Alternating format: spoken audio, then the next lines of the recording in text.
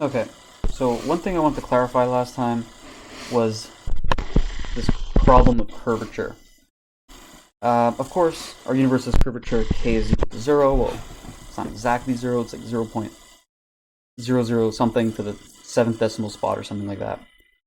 But the idea here is that there are three potential classes for the sign of k. So you have three potential cases of curvature: negatively curved, zero curved, so flat, positively curved. Well, there are actually infinite values for k, right? K is an integer. It could be minus 10, it could be minus 15, it could be minus 300, but there are infinite negative values that it could have, and then 0, and then there's infinite positive values that it could have corresponding to positive curvature. It could be 10, it could be minus 10, it could be 4,751, or it could be the negative for that value. So they're basically infinite ways they could have positive curvature, infinite ways it could have negative curvature, and then there's only one way that it could have flat curvature. And as it turns out, well, that's exactly us. So it's like, what are the chances? And then on top of that, what we calculated last time was like this curvature, omega k. We tracked how this changed in time. Remember, omega represents like the density of that particular matter or that particular element of the universe. And we almost treat curvature as if it's a density of something in the universe. And this changes k c squared over a squared h squared. And so what happened was that if we compared this value today compared to what it was yesterday, we find out that the curvature k of today, if you follow last video, we find out that this is 10 to the 56 times larger than k was yesterday. And that's weird, because k today is like 0.000 something. So this is like very close to flat today, which means yesterday I had to be 10 to the 56 times flatter than that. So it's like not only that we end up with something very close to 0, well, it was pretty much 0 at the very, very, very early universe when we found out that k is 10 to the 56 times larger today than it was in the very early universe after the Big Bang. So that means the universe started off really flat, like really flat, 10 to the 56 zeros flat. And in that case, going back to what we're saying over here, there are infinite ways that we could have a positive curvature, infinite ways to have negative curvature, and then we have only one way to end up with exactly flat. And it seems like not only is it really flat today, but it was even closer to flat back then. And of course, you could always chalk this up and say, well, random chance. The universe just started off randomly as really flat, but that's not what scientists do. They like explaining things. They don't like, saying that, well, that was just the luck of the draw, I guess. There's usually an explanation for these things. And as we'll eventually talk about, there is an explanation for this. But the Big Bang theory, at least, cannot provide it. So, what I wanted to talk to you about now is a second problem with Big Bang cosmology, and that's called the flatness problem. So we're not going to go directly into the flatness problem. It's going to require a little bit of background information. And the background information is going to come now, and then eventually we'll talk about like the actual flatness problem in the next video. So the background information that I wanted to give you about this starts off with here. So this is the Big Bang. This is a little history of the early universe. And as per usual, the size of the universe is in this direction. And then the universe evolves in time to the right. And at the Big Bang, the universe is still very small. It's very hot.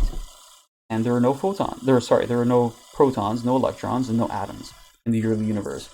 So in the moments after the Big Bang, you end up with pure energy.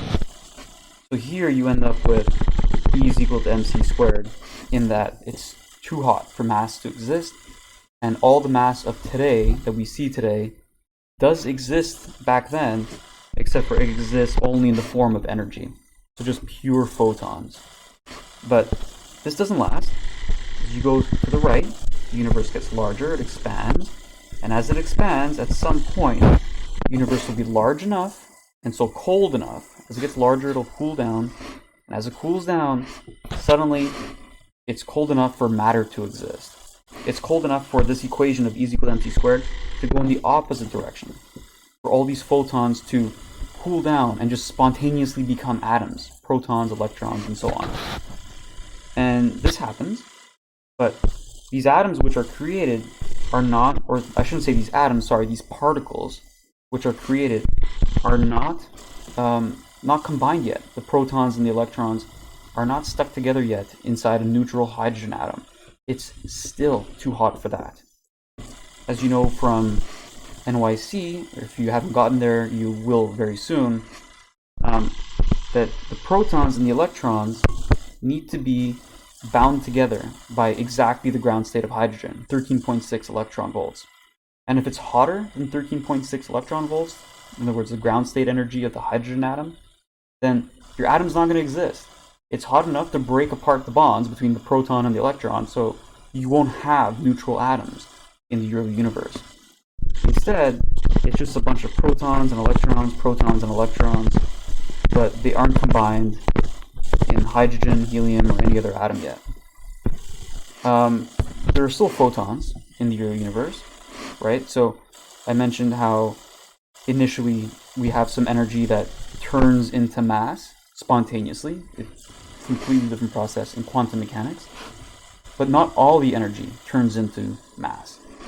Some energy is left over in the form of photons.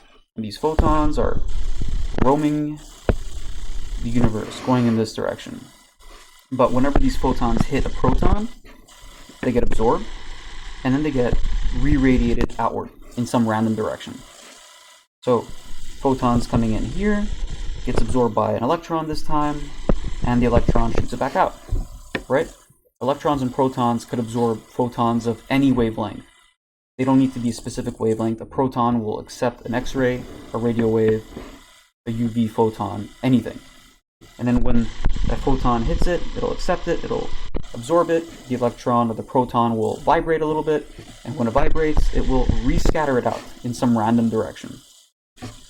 If you were alive and you were able to stare at this in the early universe, it would look like the universe is really foggy, because no matter what direction you look, it will look like a sea of random photons of various wavelengths, of various energies, various frequencies from every direction will just be moving in some random direction.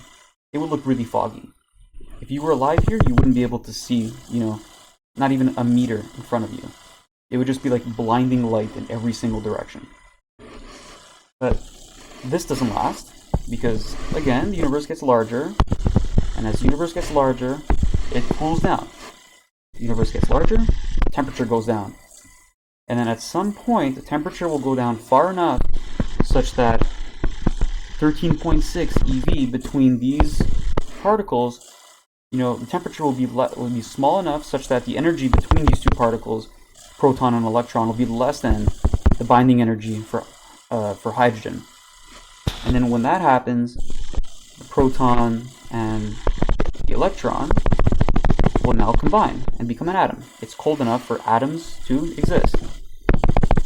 And when that happens, the universe, which was originally ionized, will now have a sea of positive and negative charges which have combined to form neutral atoms.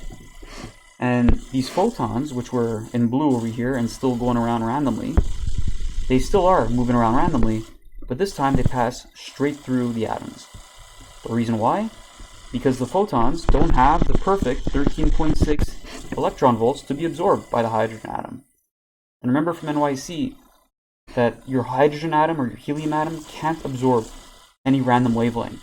They have to be the perfect wavelength difference to make up, or they have to be the perfect wavelength to make up the difference between two opposing energy states, right? So between the ground state of hydrogen, that's 13.6 eV. If you don't have a wavelength that's giving you exactly that energy, it will pass straight through it. And that's what happens. These photons pass straight through the atoms now. They're no longer getting absorbed and re-radiated.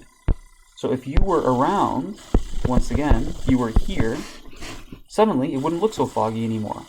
Because now you don't have this crazy process of protons and electrons, or these ionized protons and electrons, absorbing photons and re-radiating them all the time, in every random direction. It's not happening anymore. The universe is now neutral. And later on, again, the universe continues to expand, and eventually you have us that exists. So here is Earth, and then we are on Earth, and what we do is we point our telescope randomly in the sky, and we start collecting all these photons which were coming from random directions. And so what we're going to do is we're going to point our telescope in this random direction, coming from here, collect all the photons, and then we're going to make a heat map. What does that mean? That means we're going to point our telescope here, collect a whole bunch of photons, and then we're going to describe if we get a lot of photons, a little bit of photons, or an average amount of photons. And we're going to make a heat map. Red will mean when we point the telescope in this direction, we get lots of photons. And blue, later on, I'll show you the picture. Blue will be that we point our telescope in this direction, and we don't get many photons. So, not many photons pointed in this direction. Then we'll grab our telescope, we'll set it up in wherever you want, in Australia, let's say. We'll point it over here, and we'll do the same experiment. We'll collect all the photons coming in from random directions, and then if we get a lot, we'll make a heat map, we'll say that's red, and if we don't get many, we're going to say that's blue. And you do this for every single direction. So you point your telescope in every single direction on Earth. So in principle, we put a satellite in space so that the satellite can go across all regions of Earth and point in every single direction and collect photons in every single direction. And our goal is to see which direction has more photons than other ones. Okay, so our goal is to say that, oh, this direction has more photons coming to it than, southeast. Or the North Pole has more photons coming into this region than another place on Earth. And what we find is exactly this picture. This is the heat map of all the photons, which are hitting different parts of Earth. And so here you get a lot of photons coming, and here you get not many. Okay, some directions have more photons, some directions have less. That's not the case. It looks like this has more photons hitting it than here, but actually the scale of this picture is 10 to the power minus 6. So this red is 10 to the power minus 6 more photons than the blue. That's nothing. That's like if this had 10 photons hit it, I'm making up this number, then this one had 10, plus or minus 10 to the minus 6, which is basically still 10. And what this means is that every direction in the sky, and this is not hyperbole or anything like that. This is the most incredible discovery in the last 30 years in cosmology. And the issue is that every direction is getting the exact same amount of photons as every other direction. In other words, no matter what direction you point your telescope to, you are getting photons which are exactly equal number in every single direction. But wait a minute, you said this is red, that's a lot, and this is blue, that's not many. Again, we've had to scale this, but we have had to scale this to show the small differences in direction. Because if we didn't scale this in some crazy way, it would look like every direction is exactly the same color. In reality, the picture is everything is blue, or everything is red, or everything is green. Everything is the exact same thing. The red and the blue are separated only by 10 to the power minus 6. That's nothing.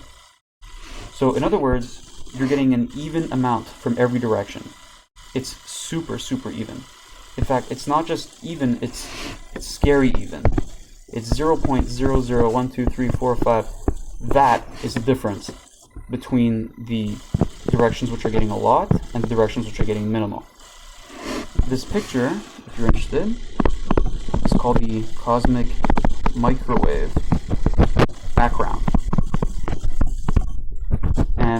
with C and B. And to make sure that you know where this is coming from, this is a heat map of photons from every direction in the sky, plotted on a spherical surface, and these photons come from the very earliest moments after the Big Bang. And you're just collecting them in every single direction. So it's not wrong to say that this is the earliest picture of the universe.